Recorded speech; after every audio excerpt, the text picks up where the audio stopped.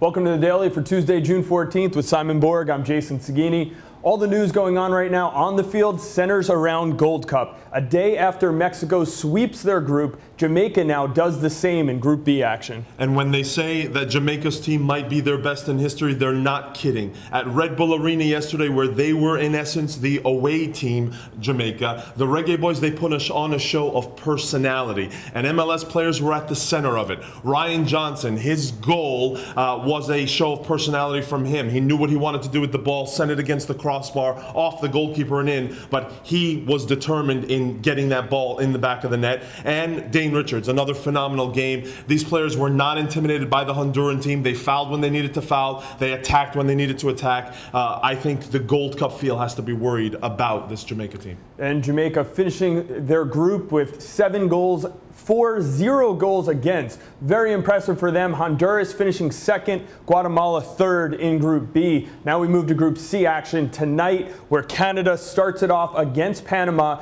This game has a lot of implications for the U.S. national team. It does. Group C, all to play for still. Canada, Panama, the United States still can all finish between first and third. The U.S., potentially with a loss, can even finish fourth and out of the running. So all to play for still. The U.S. in this game, they're probably rooting for Canada to lose because that will give the U.S. more options to advance. Yeah, it's very interesting the way you look at it, what can happen for the U.S. national team. If they finish in third, they're going to get Mexico in the next round. If they finish in second, they're going to get Jamaica. And I don't know if that's any better, Simon, at this point. Of course, if they finish first, they'll have Guatemala, which I think is a much better matchup for the U.S. national team. I want to mention Extra Time Radio yesterday. We talked a little about this U.S. national team and Gold Cup with Grant Wall. Yeah, Grant talking about what scenarios it would take to really put Bob Bradley under pressure. The reports out of our own Jonah Friedman in Kansas City from the eve of the match is that, all's business as usual. They're not letting one result really get under the skin in the U.S. camp, and Bob Bradley just wanting to see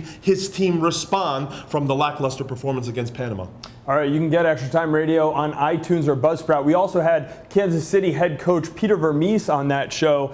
He had some interesting words talking about refereeing going on in MLS these days. And there's another coach also talking about referees these days. Yeah, a lot of it over the last couple of days. John Spencer of the Portland Timbers. He had a rant over the weekend that will go down as one of the most memorable ones this year. But he wasn't done yet. Even though he has this threat of a potential fine possibly coming on later this week from the league office, he went at it again. He said he's sticking by his comments, even made reference to his 67-year-old mother-in-law seeing a penalty kick call that he felt should have been whistled in favor of his team.